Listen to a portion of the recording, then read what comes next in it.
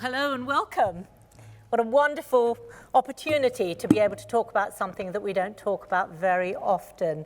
I'd just like to introduce all my panelists today, and we are being joined on Zoom by our fourth panelist who tested positive, or didn't test positive for COVID, but all his housemates did. So he's doing us all a favor by not being here, but welcome Satyam as well. So I'd just like to start by taking a moment to pay respects to the traditional owners of the land on which we meet today, and to gather our thoughts and pay our respects to elders past, present, and particularly emerging. So we just take a moment to do that. Now, I just really want to thank all of you here. I was here about 5 minutes ago, and I went backstage and I was saying to my panelists, there are not a lot of people here. And suddenly I look out and there's a sea of faces, which I'm delighted by. I was going to ask you all to move up, but I don't need to do that anymore because all the seats have been filled. So my name is Rita Alfred-Saggar. I'm a broadcaster, journalist, and a media advocate for stories that don't often get told. And death and dying is a story that surrounds us, is part of life, and yet we don't really talk about it a lot. My own experience is that two significant deaths that I've experienced that have been very important for me are, one was my father and one was my father-in-law. And having had that experience, I would say that they both had a wonderful, good, strong death. One of the things I'd like to talk about is what that actually means, and the people who probably know a lot more about that than me are the people who are in front of you. So I'd like to introduce Satyam Brown. First of all, he is joining us by Zoom, as you can see. And Satyam is a palliative social worker, palliative care social worker. And what I'd like to do is, rather than me explain what that means, is let him speak for himself in just a little while. But joining him on the panel, we have Lana Glagowski, who is the Chief Executive of Palliative Care WA. And so her role is really a little bit about like the role that I have, which is it's about advocating what a good death may look like and could look like, and the fact that everybody deserves a dignified and supported end. We also have joining us Jaya Dantas, who is the Dean International of Curtin University's Faculty of Health Sciences and leads research into refugees and migrant health. And Jaya is particularly interesting because one of her experiences is working in countries where life is cheap and death is very real and comes very easily. She's worked all across a lot of Africa, I think, Jaya, Africa and Asia, where, you know, death is part and parcel of living, and that's something that in modern societies in a global rich world, we've managed to separate life and death, not always to our best advantage. So without further ado, I'd like to introduce the panel and start off really by Lana just explaining what, I'm sorry, I didn't introduce Melanie, who is our last panelist here, and Melanie Hawkes is an advocate for people living with disabilities and disabled rights. And you will have heard Melanie many, many times talking about why it's important for groups who sometimes get overlooked to have that voice, and for everybody else, society, to be able to recognize that and understand how important that is in terms of living together. So those are our panelists, and I'd like to start off really by handing over to them. So Lana, I'd like to start with you. If you could just tell us a little bit about the work that you do and why palliative care WA is an important role for you to have. Thanks so much, Rita. Lovely to be here. I'm going to start out by reminding you, or reminding us, that we're all going to die. So now that I've got your attention, I'd like to just briefly, there's 3 questions that I'd like to start out with. First of all, what is palliative care? Unfortunately, it's pretty misunderstood in our community. So that's my first key question. My second key question is about why planning is critical. And my third key question is around why community is critical. So first of all, palliative care. Most of you possibly will think about palliative care as pain management and symptom control delivered by our wonderful, compassionate physicians and nurses right at the end of life. Could I suggest to you that palliative care is way more than that? And that's the education that Palliative Care WA is trying to share with the WA community. So palliative care really should start at the point of diagnosis. So if your treating team says to you that your chronic disease, for example, has progressed to a point where it's going to limit your life, that's the point where we should be engaging palliative care. And that's because palliative care is holistic in its approach, it's multidisciplinary. So we do have our fabulous physicians and nurses and our clinicians, but we have social workers, and we'll hear from a wonderful social worker a little later. Because of course, approaching end of life can often be very challenging for families, and so that social work support is really critical. For people thinking about and managing the end of their life may require some spiritual support. So that's a part of palliative care. Some people may wish to create a legacy document to really help them to understand the meaning of their life. That's a part of palliative care. So from our perspective, as I said, it should be available at point of diagnosis. Unfortunately, in most of the Western world, we're a long way from that place. We still are very much focused on the pointy end of, the end of life.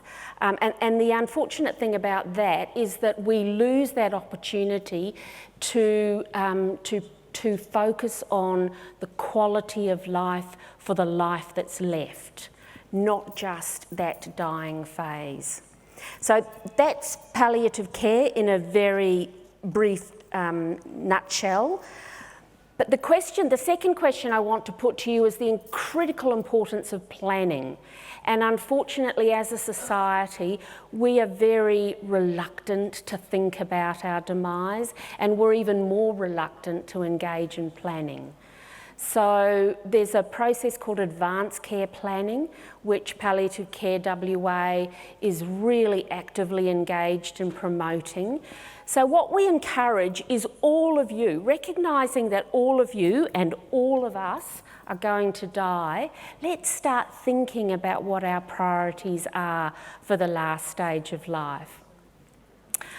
Fortunately, within Palliative Care WA, we have a couple of programs to help people progress that, because most of you, I can almost see it, are going, well, where do you start? You know, this is really difficult stuff. These are difficult conversations and difficult things to get your head about, but we are funded by WA Health to provide educative programs in the community. So we help community groups to start to understand what the process is. And then even more significantly, we've now got a program where one of our team members will come to your house or hospital or hospice and help you progress your advanced care planning. And given that palliative care is about choices and about you being in control, and you know, I can see most of you are probably baby boomers, heading towards retirement, or you're retired now, you've been in control for the whole of your life about everything. You've planned your births, you've planned your super, you've planned your overseas trips, you've planned your marriage, all the rest of it. You're amazing planners. Why not plan the last stage of your life as well? The third question I want to put to you is about the role of community. So unfortunately, it's often held in the interactions that we have with community groups that we've got palliative care teams out there that help people with the dying process. I'd like to quote Professor Alan Callagher, who's an amazing academic and author in this space, who talks about the fact that in the dying stages, or in the last stage of life, people spend 5% of their time with doctors and nurses. 5%.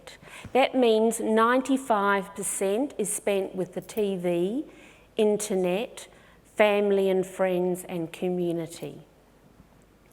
So what we are involved in, and what we're starting to see generating across Australia and internationally actually, is the notion of a compassionate community. So recognising that our doctors and nurses can only be there for a very small part of the time. So what about the role that you play collectively for those friends and family around you who are dying? So my challenge to you is to get on the Compassionate Communities page and think about, you know, a small role that you might play with someone who's at the last stage of life to help that 95% be as meaningful as possible.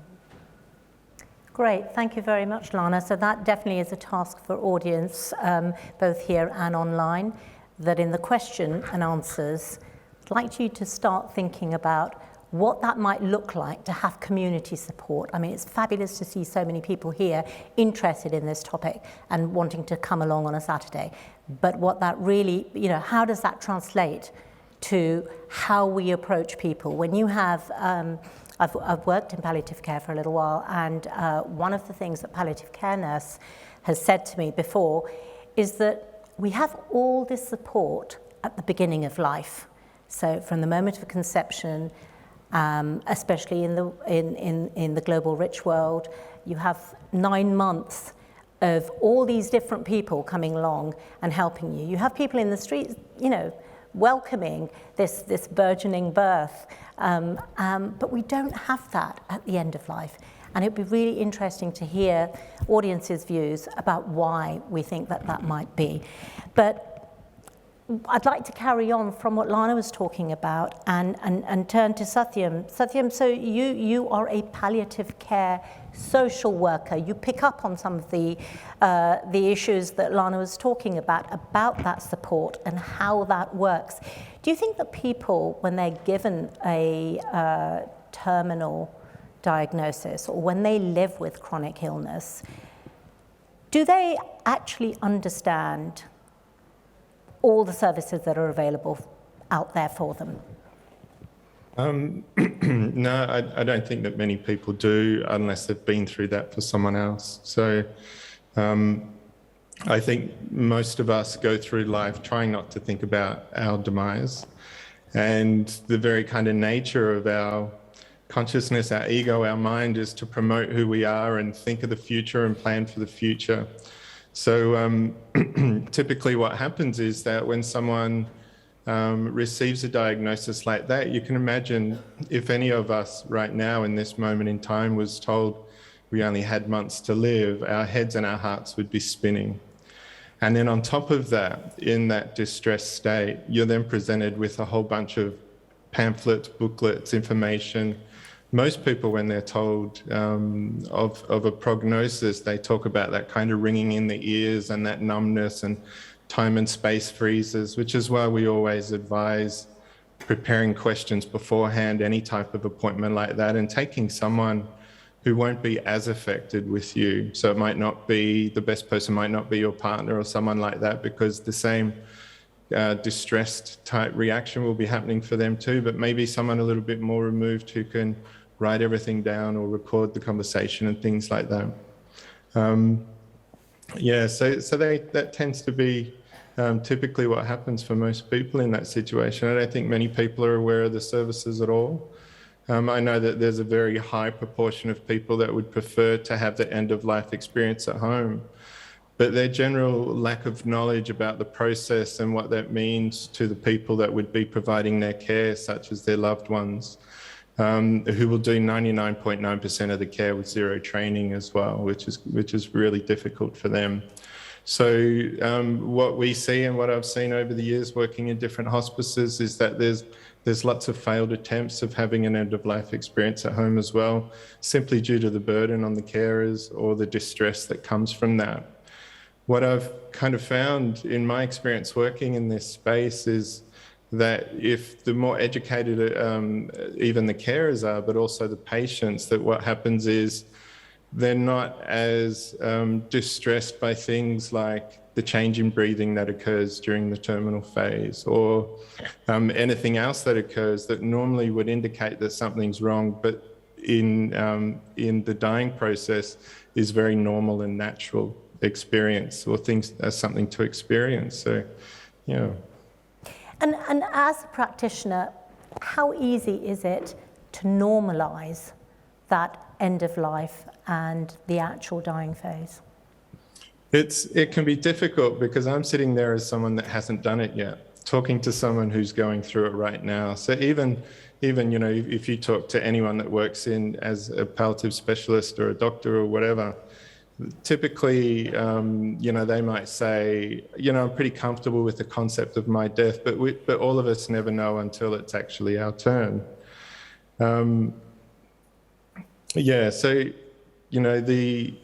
I think that what happens for a lot of people is that they get so distressed by everything that's going on that they just can't quite understand what's going on at the same time.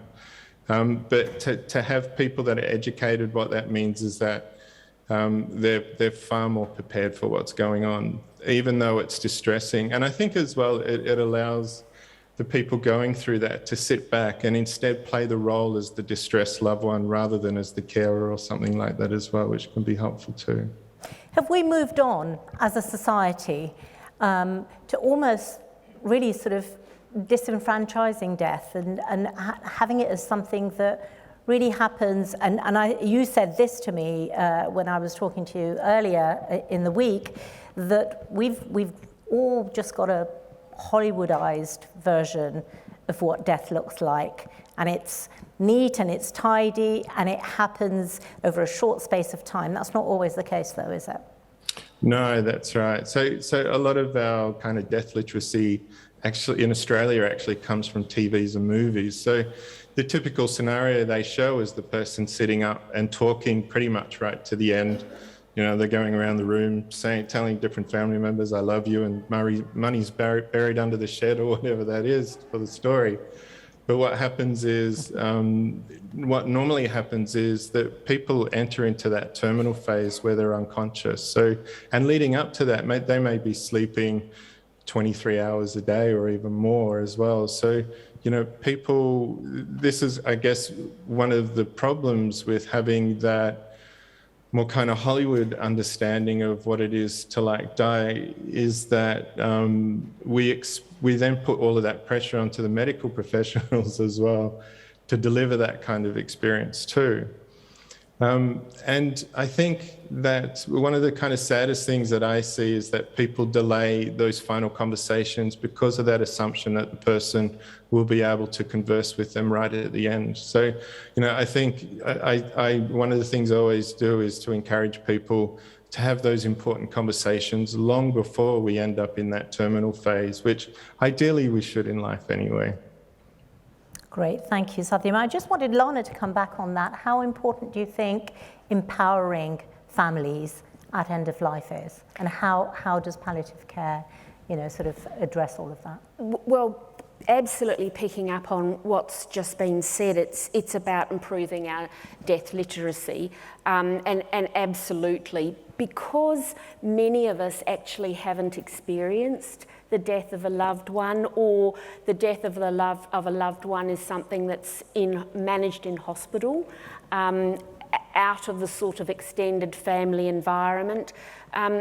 Exactly as was just articulated, is we don't know. We don't know what that last stage of life looks like.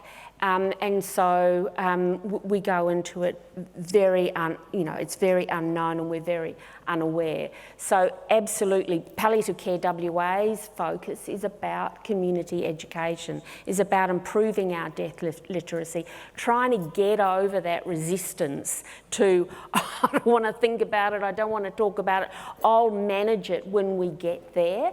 And absolutely, as just been said, that's often too late.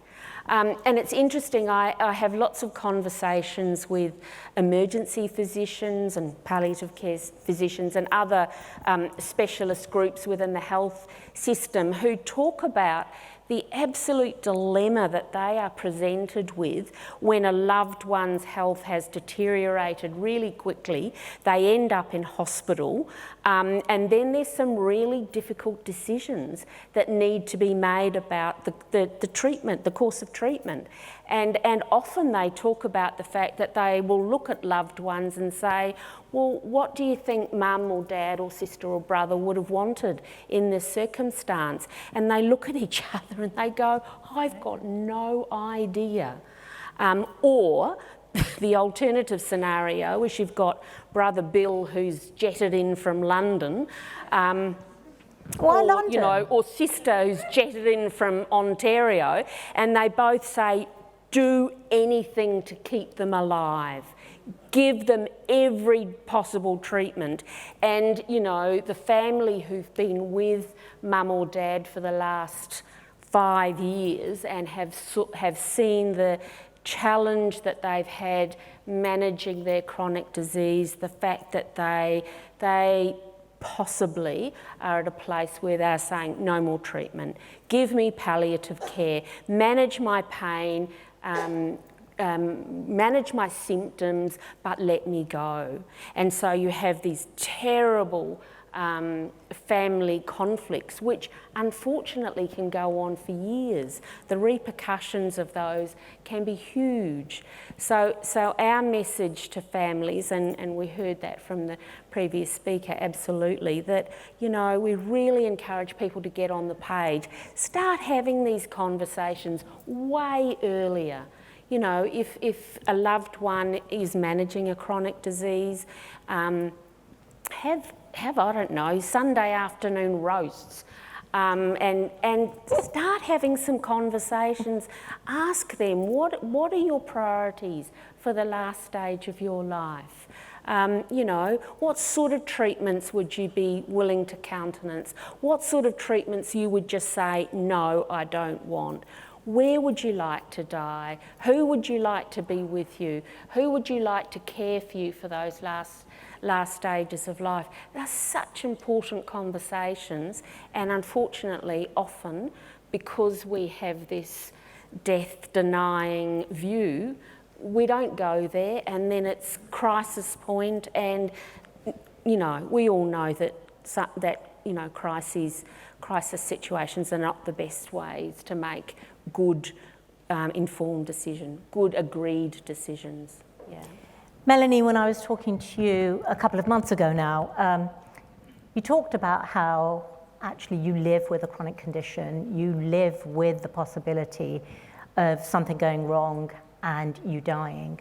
How has that kind of helped you to manage your future, what your future needs might be, but also you wrote a will recently?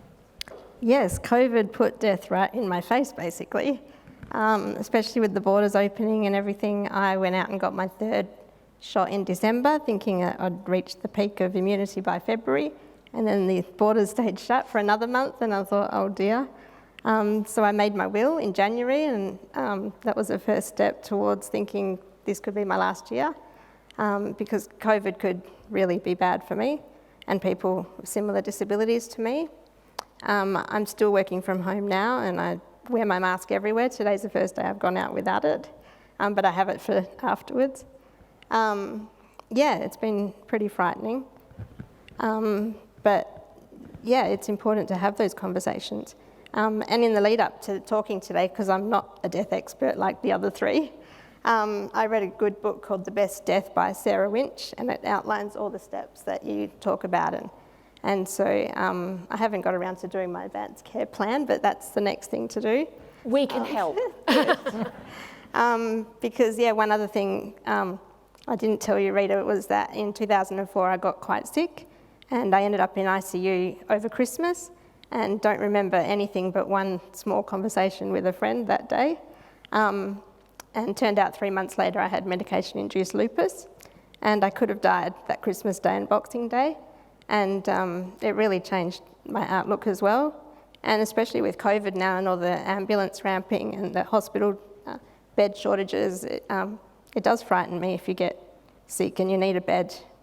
And there's been lots of people, doctors and things that have to prioritise beds. If there's two people, both 42 like I am, both female, but the other person doesn't have a disability, they're going to give that bed to them more likely than me, because there's more chance of that person recovering, which is a really sad thing to happen, and to know that it's out there and doctors have to make those tough decisions. So the best thing for me is not to get sick and cross that bridge and hope I live a nice long life. So do you think that there's enough support given to people with disabilities and people who are terminally ill, sick, by government authorities and health authorities?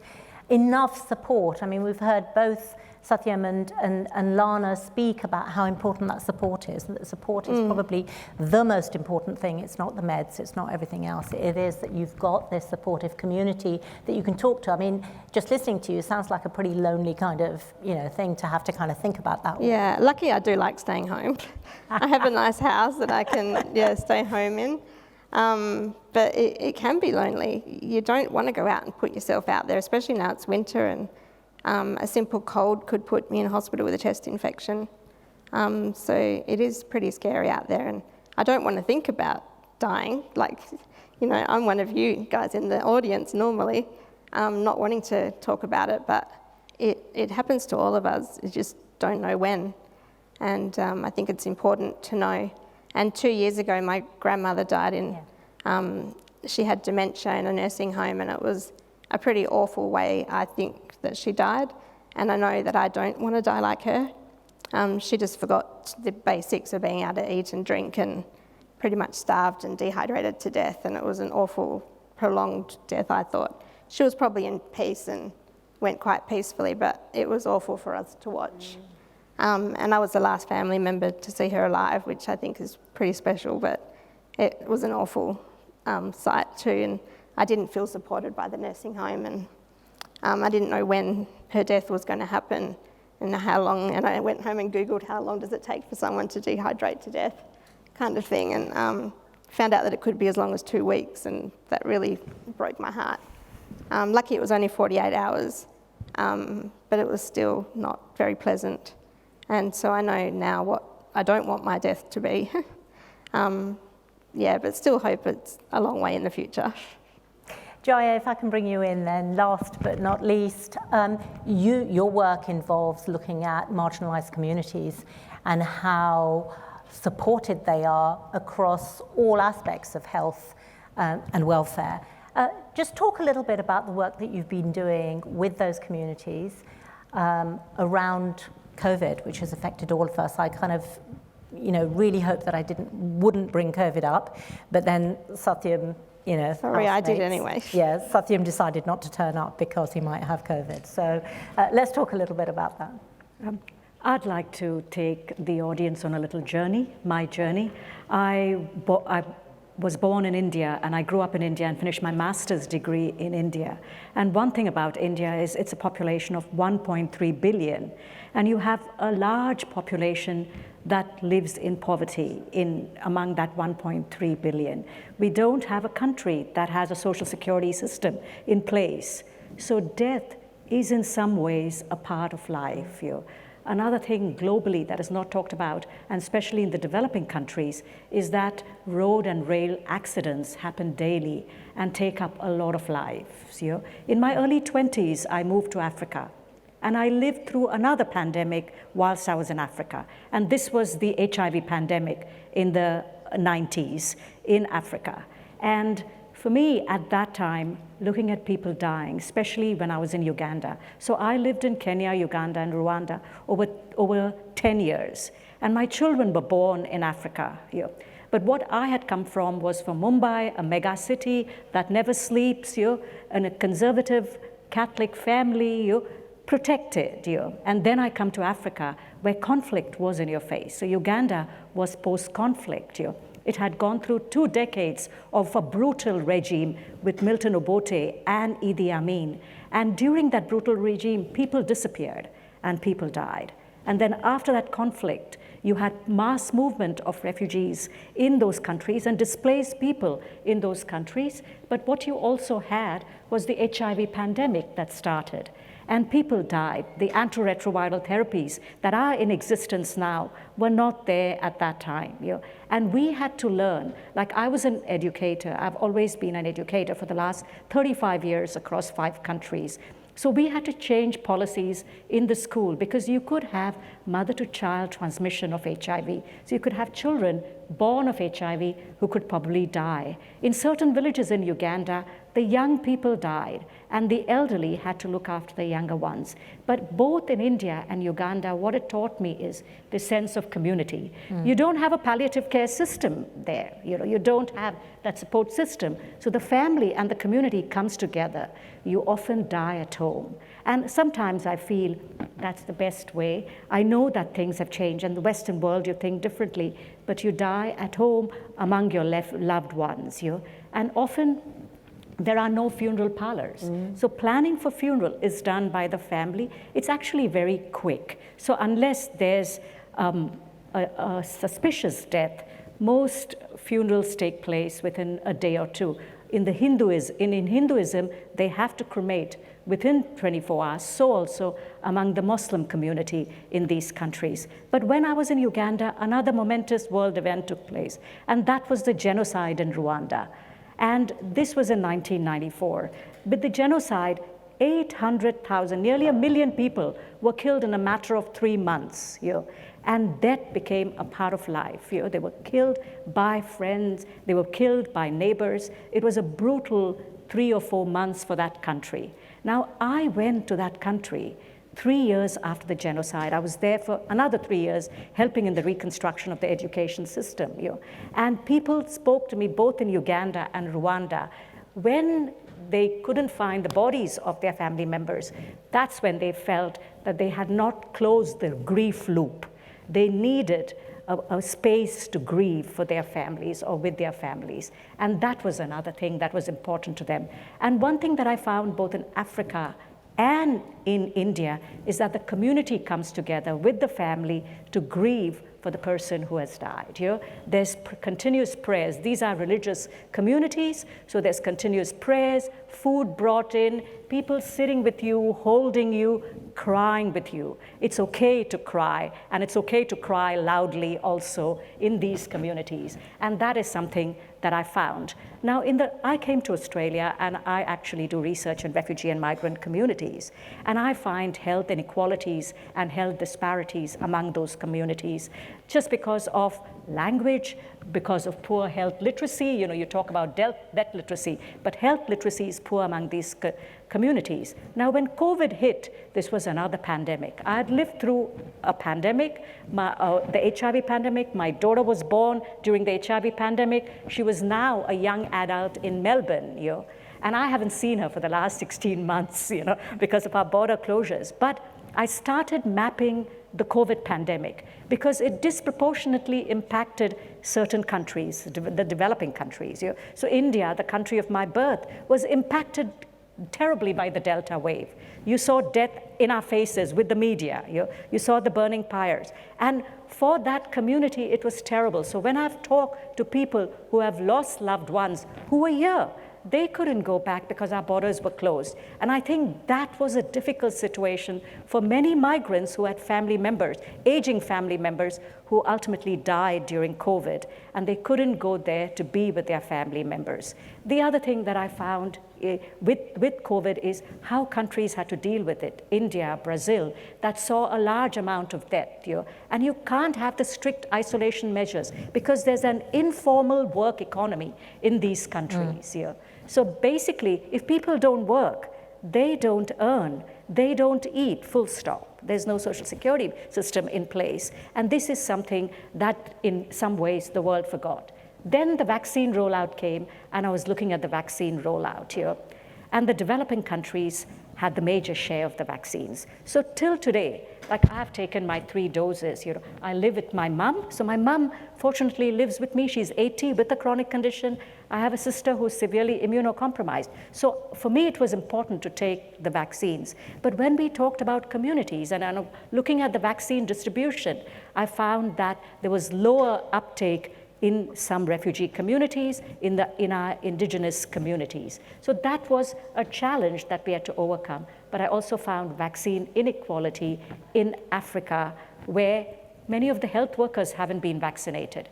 And this vaccine inequality is a problem even today. We have to change that because here, many people have taken their 3rd and 4th dose, whereas we have this disparity with that dose. I just want to pick you up on the communities that you were talking about, so migrant refugee communities here in Australia, but also the Indigenous community. And you talked a lot about how we have this ableist culture. So if you can log on to a PC and you can kind of like make an appointment and all of those things, but was part of the low take-up in those kinds of communities because the access to technology simply isn't there, or because the networks, the health networks, behave differently? See, ableism is a complex concept in many ways, Rita, and I've been looking at this concept in relation to COVID. So one of this is our access to information. Many of us are privileged where we have mobile data at all the time, but there are those who couldn't. So throughout the world, when you closed classrooms, you actually made it difficult for those countries or those communities who did not have sufficient access to online education. And that will show in a few years. Within our Indigenous communities, they value the community model of health. They like to sit together, they like their community elders to come or their community health workers to come and talk with these community health models of health. But the moment you close these communities, the health workers couldn't go. These community members couldn't go on a walkabout. They really felt isolated. And when they live from pension to pension, they do not have enough mobile charge to be able to do an online telehealth appointment. And sometimes they're suspicious of that. My mother refuses to do that. She's not computer literate. So in migrant communities, there'll be those who are not computer literate, who do not have access to the internet, and who will be disadvantaged by this. They won't do telehealth. They want to meet with their health professional and talk to them rather than go look at a telephone screen or a computer. But in some cases where it has worked, it has been very good. But ableism is also what impacted our aged care homes, because when you actually lock aged care homes, you give the responsibility to the institution. The families felt helpless. And one of the biggest ones was the Newmarsh debacle in New South Wales. They're investigating that. And what we found is the aged care residents value their family members coming, talking to them, taking them for a walk or a coffee. The psychosocial impacts of that were huge during this pandemic. They couldn't take their walks, they couldn't meet their loved ones, and we actually gave this care to the institutions. And I think that was problematic because we did have, as a country, we had the knowledge to do something different. The third thing with ableism is when you put certain policies in place, and I'd like to give you the example of Canada. Brampton in Canada just sits out of Toronto, near the airport. And what people don't know is the Amazon actually increased about 500,000 workers because many of us went online shopping during this period. But many of those workers in many of the countries were migrants, and they didn't want to lose casual migrants. So they didn't want to actually lose their jobs. So they actually did not want to report if they were COVID positive, and they died.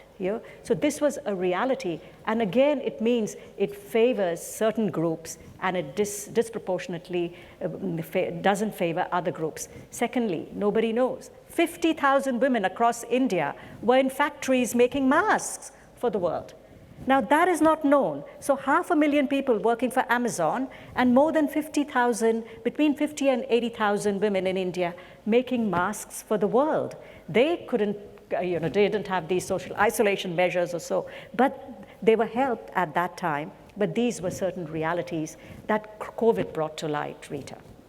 In terms of COVID, let's just stay with that for a little while. Lana and Satyam, did you feel that that it disproportionately made your tasks, made your lives much harder because of the work that you do? Satyam first. Yeah, I think it did. I think largely because of the kind of different regulations that came in with hospitals and education emergency departments and aged care facilities, that again, it comes back to that community concept. So the isolation that happened, the additional distress that had, the, really distressed family members yelling at healthcare workers about it, and seeing it as a basic human right, actually, that was being impacted. And especially, when someone is dying, everyone expects that I should be allowed to be there for my child, my mother, my whoever. So in that regard, it caused a lot of difficulties, I think, and added a whole level of stress and distrust, I think, of, like we have the migrants and Aboriginal and Torres Strait Islander people and all these other minorities that, it's well documented that they are distrustful of the health system as it is, typically because there's a kind of deficit narrative towards these groups about, the reason they're in trouble is because it's their own fault, rather than looking at the reality of things. And then when you add to it these extra laws or keeping people away, or only one person can be by your side in ED or anything like that, that adds to that tension that's already there. Lana, anything to add to that? Yeah, look, I absolutely endorse everything that Satyam has said, and we certainly had lots of distressed family members calling our palliative care helpline, just absolutely beside themselves in their frustrations about, trying to manage. And unfortunately, I think as Satyam has said, there's been different rules and different facilities, and so for families that's just been a nightmare. But on the flip side, I think the positive thing that I can talk about is the fact that it's actually increased the community's awareness of death and dying. So unfortunately, many of us have had loved ones both overseas and here who have died because of COVID. But I think we are starting to see that there's an increased awareness of our mortality, that in fact people have gone, and I think you mentioned that too, you're coming face to face with death, whereas, previously it might have been something that you might have given some thought to in 20 or 30 years' time. So the opportunity for us, as I was saying before, is about maximising this opportunity to increase death literacy. So in fact, interestingly, across WA, we are seeing an increased interest in attending death cafes.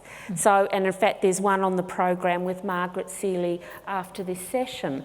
And they are really non-threatening environments where people can start to explore what death and dying might look like, what decisions they might or might not make in that context. So I think while the whole thing has been horrible, you know, let me be very clear about that. COVID has been, you know, disastrous for all of us. But in fact, you know, with most things, there's a little silver lining, and it has increased people's awareness and perhaps increased interest in getting on the advanced care planning page and just starting to have those conversations earlier rather than later. Jaya, just before I bring you back in, Melanie, I just wanted to talk to you a little bit about whether or not you think, you know, you felt that the opening up of borders, and you talked about immunocompromised groups. Did you feel that you as a community were marginalised by the state and other governments, you know, thinking that, okay, we'll just open up because the rest of the world needs to start moving on? Yeah, I loved last year. You know, watching the numbers just skyrocket over East and thinking, thank God we're not there. Yeah. But I knew, you know, we couldn't stay closed forever. But you just have to do what you can yourself to arm yourself and prevent transmission. And COVID's a weird thing, you know, some people can get really sick and die from it, and other people just get a sniffle. And you might have the same vaccination and the same kind of health, and it's like, yeah, I don't know how to explain it. It's just, I call it the invisible enemy. Like, you never know where it is. It could just hit you any time. I think the most thing that concerned me was reducing the mask mandate. I think that came too early. But, you know, with the federal election and Mark McGowan's popularity going down, I think, you know, he kind of bowed to the masses, and there was lots of push to drop the mask mandates. And I think that happened too soon because the numbers just increased so much after that. Yeah. I mean, there's nothing stopping people wearing a mask, but there's a lot of people who don't still, and yeah, it's your own choice now. So really forefront of your mind that actually anywhere you go, you are vulnerable, more vulnerable than you were. Yeah, and I rely on workers, and I don't know where they've been, and staff shortages and things. It's been, yeah, really hard since the borders opened because, you know, one person gets COVID and, well, their son or daughter, my workers, they have to stay home, and then they get it, so they're off for 2 weeks, and then I've got to train new people up or, yeah, cover shifts and things. It's been hard. Just very quickly, Jaya, before I bring this wonderful audience in, so you just wanted to add a little bit to those points. Just 2 quick points that I wanted to bring up is about compassionate care. Like during COVID, I felt even where we had a public health emergency, we had to have isolation measures. Our government could have been compassionate in cases where people were dying and having families, or allowing people to go to be with their family members who were possibly dying in another country. Those compassionate decisions were not made, and we could have done that. That was one thing. And I think the second thing, going back to what Lana said, is just being, and Melanie, in being prepared of death. Now, I traveled to many post-conflict countries. You know, I've gone to Timor-Leste, Uganda, Sri Lanka, in the conflict areas, in Rwanda, and all of that. And often I'll be on roads where I think, you know, anything could happen and no one might find me, you know. And I am always prepared, you know. And I talk to my son about it. He's in his early 30s, so I will actually sit with him as I begin my travel, and I say, this is what it is, you know. So I'm very clear that I want to be an organ donor. I want to be cremated. And no resuscitation. You know, I don't want to live in a prolonged life. So I make it very clear, but I also make it clear about a celebration of life if one wants to do that, and at the same time, what happens with the assets you might have, both financial and physical. So I think it's important. I do that because I've been in situations where I felt, oh, what would happen if, you know, something would have happened. And I think we need to have those discussions, and often people find them very difficult, Rita, you know? So this. And finally, with the mask mandates and all of that, again, it's ableism, that when you focus on these mandates and you say, okay, we're going to remove the mask mandates, you actually forget about the people who are immunocompromised, living with chronic conditions, who are having cancer treatments or treatments when they have had transplants. So all of these are quite vulnerable. And that is why having the mask mandates a little longer, especially as we go to a brutal flu season this time. So I've been mapping COVID and flu now.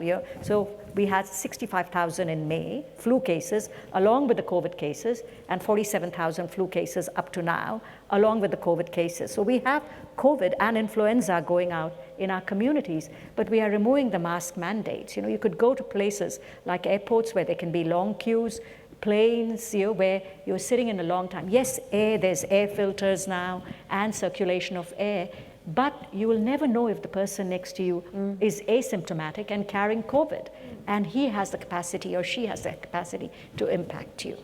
Do you think as humans we look at death in a different way when it's mass death, like the ones you talked about in Rwanda and AIDS? We see those as news items, we're horrified, but it's not our reality. Do you think that it's a very different way that we look at that kind of death than, sort of personal? Yes, it is, because I'm talking about it here because that's the topic. But sometimes I can talk with friends or something and they say, Jaya, I really don't like to hear about this. If there's something on the news that's too difficult. But I said, it's a reality. This is happening. The war in Ukraine is happening and there are deaths there. Or this happened in Uganda or Rwanda. And often people disassociate with the reality that is far removed. They could see that in the news, but it's easy to flick the news off and say that I don't want to watch this. I just don't want to watch it now. So this does happen. The ABC Dr. Norman Swan, he always said, one death's a tragedy, but thousands is just news now, kind of thing. But he keeps reminding people, that could be someone's mother, father, brother, sister. It still impacts that family, that death. And it's the equivalent, COVID's killing the equivalent of 1747 crashing every week in Australia. That would make news every day, and it's not now. I think we really have become insensitive to it. When the mask mandate and the borders open, that's when my real lockdown kind of started. And work has been great and let me work from home. And I had to give my ticket away for the Dockers this year because I was so devastated that they're doing well and I can't even go and watch them. But I did mask up and go to the last 2 games. I couldn't bear to stay home and watch them anymore. I had to go in they receive them live. But yeah, it's those decisions that I have to risk. And every decision to go out is a risk now. That is Melanie's tragedy, folks. Don't hold it against me. Purple's a good colour. Okay, so I'm conscious that time is moving forward, and I'd really like to bring our audience in to ask all our panellists any burning questions that you've got or some reflections on what you've heard today. Yes, lady in the front. Only because it's really hard to see all of you at the back because of the glare. But yeah, do put your hands up. Thank you. I was diagnosed with a rare cancer 2 years ago, so I've had 2 years of getting my head around thinking about death coming a little bit sooner than I might have expected. So that's been a really interesting journey. And there's been a lot of the things that you've talked about today have really resonated. I think one of the things that made the early stage of that process very lonely and very frightening and very isolating is people's massive reluctance to talk about death. And I needed to talk about death. And there was this view that by talking about death, I was less invested in my treatment, and that absolutely wasn't the case. I had to talk to my children who are young adults and really explain to them that it's possible to hold the duality of being invested in my treatment and being confident of a good outcome, whilst also processing and preparing for if that doesn't work. And that's been really difficult. But what I've also found is, and just actually quickly on the COVID thing, my experience just last week, I went to see my oncologist to get some results, and I wasn't allowed to take anybody with me, but also he wouldn't let me record the conversation. And so that conversation was completely reliant on me absorbing information in the moment, remembering it, and being able to make sense of it afterwards. But my other experience with the medical profession is I have to make decisions about my treatment on a quite regular basis. And there are always conversations about treatment, but there's never I don't have a picture if I chose not to have treatment. What does that look like? Partly because my cancer is quite rare, I think then they can't map it out for me. But also, I really want to know, I'm not scared of dying, I'm a little bit scared of the process, and I want someone to talk to me about what that would look like. And is it that we have, the medical profession is so set up to cure, to treat, that death isn't their core business? And so they won't have that conversation, they're not comfortable until they absolutely have to. I think there was a question in there somewhere. I'm not sure. Sorry. Yeah, no, I understand that. Lana, First of all, I'd love to meet you after this forum because it would be fabulous to have you involved in our advanced care planning processes, to share so articulately what you shared about managing both your treatment and your preparation for death. That was just beautiful. Thank you so much. Yes, thank you. And can I also share with you that that's one of our ongoing challenges in terms of engaging health professionals in these processes. So we're actually trying to do a bottom-up, so engage with community, run community workshops, support people to improve their death literacy, but we're also trying as a sector to engage health professionals in these processes. And particularly one of our priorities is engaging them and understanding the importance of advanced care planning, because that's what you're talking about. It's, planning about, so you've got a diagnosed condition, and I'm very sorry to hear that, but you've also highlighted the fact that you've got health professionals who are going, this is not my business, it's somebody else's business. And the problem is, in our health sector, everybody is going, this is somebody else's business. And so people like you don't get those engaged, informed, honest conversations. So I absolutely recognise your situation, and we're working on it as best we can. Jaya, can I get you to come in as well? Yes, I wanted to add on to what you said about if a person has a diagnosis and doesn't want to undergo treatment, and that happens in migrant communities, because you hear that.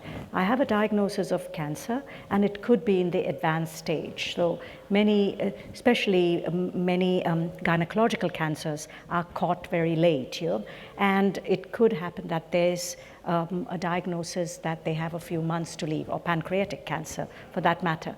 What they say is, I don't want any treatment. I would like to just die without treatment. I understand I might have 3 months, or I could live for 6 months, but that's okay.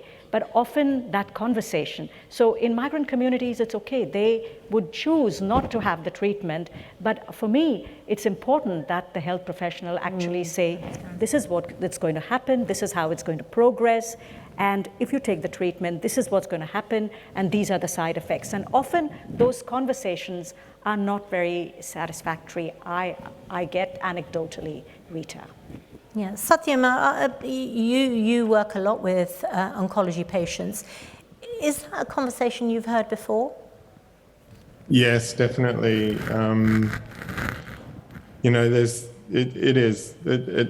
It's probably one of the most common conversations that I have.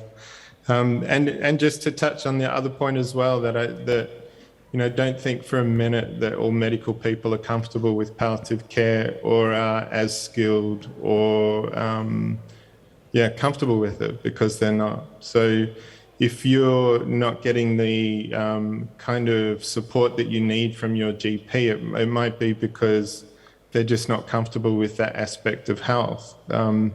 And I would encourage you to seek out someone else if that's not the case, because there's plenty that are.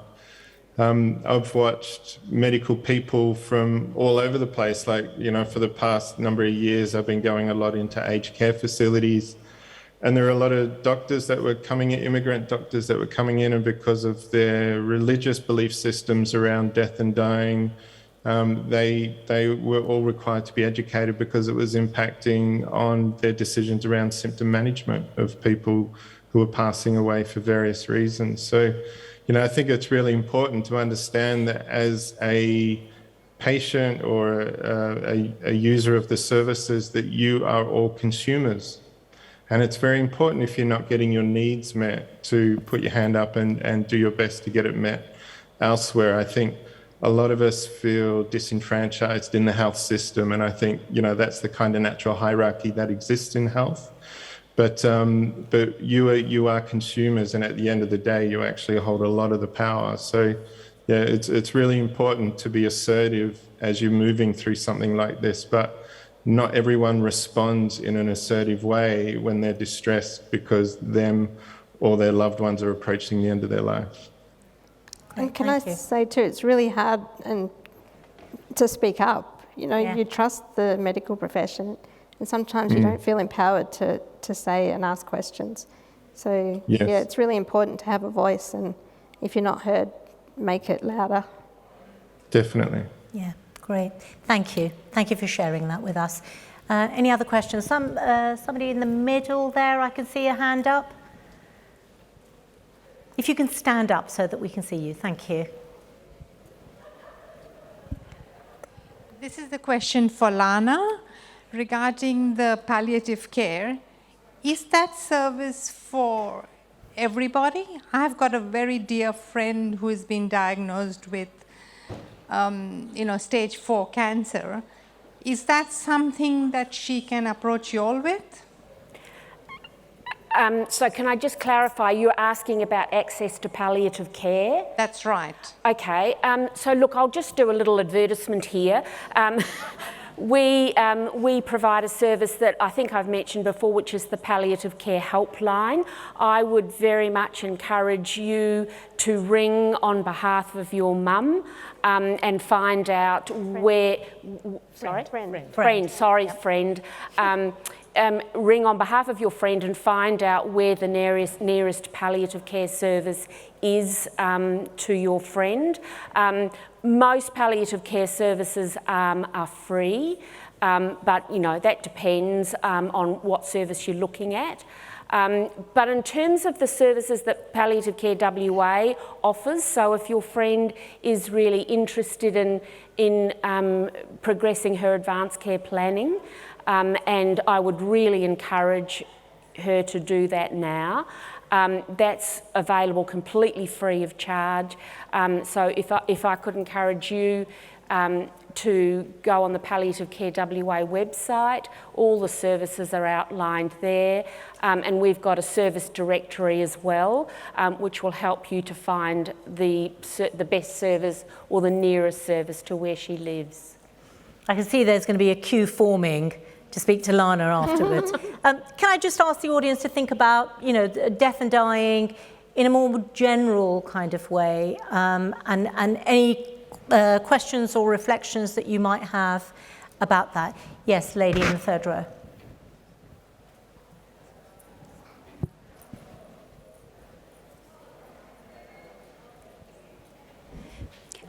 I've got a few, probably not questions, but I've had the privilege recently to be with one of my friends in her final stages as she was passing away. And she had a plan on what her actual death was going to look like, but not so much of a plan of what her quality of life was going to look like while she was preparing for her death. And quite a few years previously to that, I had a significant death in my life, apart from her. My mother-in-law passed away. And about 2 weeks before she was due to pass away, around the time she came and sat with me and told me what her death was going to look like, what her funeral was going to look like, who did she want there. She chose me, I guess, because I'm a black, white, on-off person. So I do show emotion and empathy, but I can kind of keep my cool as well. So I thought that was a privilege. And so when it came time for us to say our final goodbyes, it was a real gift to know what she wanted, when she wanted it, who she wanted there, and what her farewell was going to look like. Going back to last year when my friend passed away from pancreatic cancer, in the final days that she was passing away, I had started studying as a end-of-life doula, as a death doula. So I had an understanding of what those stages were going to be and how her body was going to be reacting. But I found that her family didn't know. She was in palliative care for the week leading up to her death, so she was in a hospice. But I found that quite interesting at the time, that those around her didn't know those stages and were quite confused, and it was really quite distressing. And then when she did pass away, there's the logistics of what happens when one of your loved ones passes away. They don't stay in the hospital or in the hospice. And that bed is required by somebody else.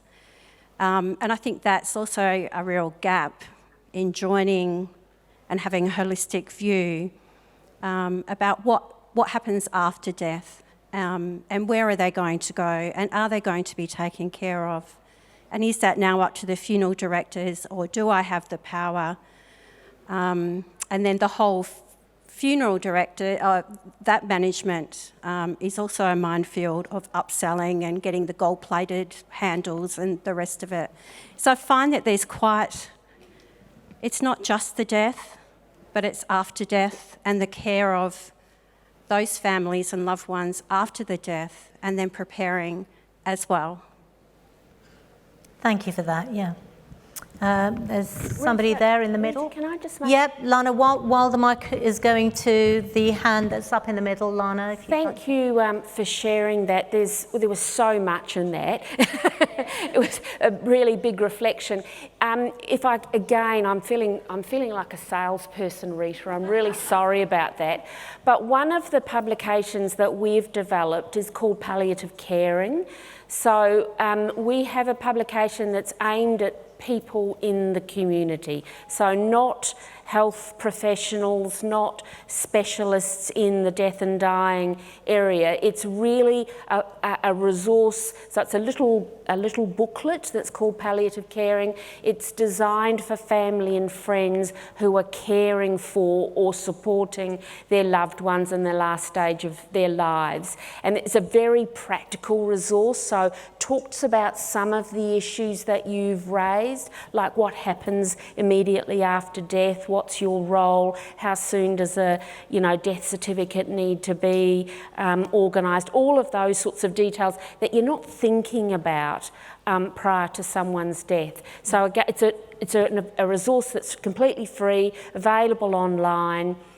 If you want to further inform yourself, or you've got a loved one in your world who is receiving palliative care or about to receive palliative care, please see this resource as a useful piece of information. Thank you so much. I think what's coming out loud and clear is that there clearly is a gap, and people do want to know. People do want to talk about death. It's not that people don't. The microphone went somewhere up, yeah? Jaya, I'd like to direct this to you first, but I'd also like to hear from the rest of the panel. You mentioned the term compassionate care and your distress at seeing the lack of that care with some of the government decisions. If you had one piece of feedback to give to our government from the data that you've collected, what would you ask them to do to improve compassionate care? One of the things that I would like to see is, rather than they had a blanket rule for everyone, but I think in compassionate care, we are able to take an informed decision on a case-to-case basis. So you had parents who had traveled from overseas, their child was in hospital and they were not able to see their child, or a mother and her newborn separated. That's where we can take those decisions, informed decisions on a case-by-case basis, and we have the capacity to do so. So our government did not do so, and I think that was a failing in some ways. Yeah. Probably got time for one. There's a hand that's waving in the middle. Yes, I'd like to follow on from the person in the third row that was just describing two deaths that she experienced. And I was brought up in Asia, so I was in 4 different countries within 10 years. And my experience of death was it was in the 70s, and it was very normal and everyday. My parents didn't try and protect me. I was a very inquiring child. So my first experience of somebody who'd passed away was actually in the gutter in Delhi.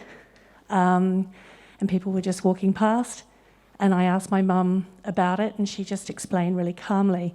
So my witnessing of it was very intense compared to where we live here.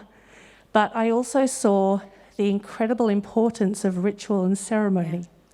And I've had a few people pass away in the last sort of 7 years, and I felt quite alone in that my friends really didn't know what to say. And one of the things that I do when somebody loses someone, and I guess I'm talking about people who have experienced death and they're left behind and they're grieving and they've got all these feelings and they don't know what to do. I always deliver a candle, and I've been told that that has brought extreme comfort, because that candle can be lit in a hallway, it can be placed on the dining table and lit every night in honour of the person that's passed away.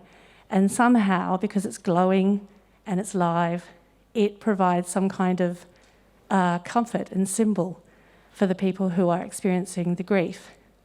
And I guess I just wanted to reflect on that here, because we've spoken about governments and organisations, and all of that stuff is absolutely part and parcel and so important. But I just wanted to contribute that if you don't know what to say, deliver a candle, and you can even say, I don't know what to say, but my heart is with you. Thank you so much for sharing that. That's beautiful. We are coming to the end of our session. There is definitely a lot to talk about, so I really hope both Lana and I, and hopefully the panellists who are here are probably going to go to the Death Cafe. We'd love to see some of you there. Shameless plug, the State Library, and I'm very grateful to the State Library for recognising how important death and dying as a conversation is. So over the last 4 months, I have been working with the Centre for Stories, which is an arts organisation that has brought together, allows platforms for everyday stories to be shared. And we have been working on a death and dying collection. It's a collection of 13 different stories, not all sad, some very empowering. They should be out in the on the State Library website as a collection for people to plug into if you want to listen to some really fascinating stories, because death and dying affects all of us, and it's really important, as I can hear from the audience and obviously from our panelists, to talk about it. So thank you very much for coming along to this talk. Thank you very much to our panelists, if we can show our appreciation.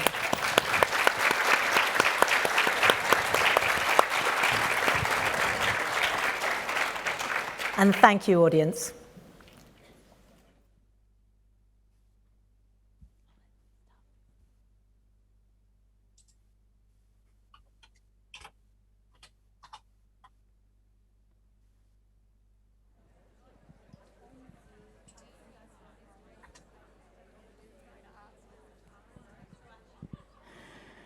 Thanks again to our panellists here.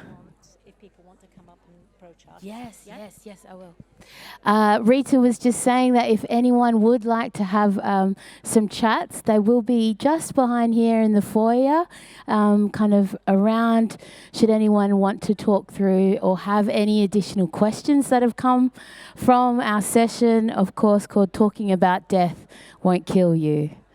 Up next, so in the lecture theatre, we have Wangkini Nyunga, the language of Nyunga, with Len Collard. Thank you. It's an interactive language workshop. And of course, you would have heard a number of times mentioned during that session about the Death Cafe talk, which is actually happening at the Alex Hotel. So if you head out into the courtyard and went to the right, that's where the Alex Hotel is, and that's where the Death Cafe chat will be happening. And that goes from 3 o'clock to 5. And up next, we will have a panel discussion talking about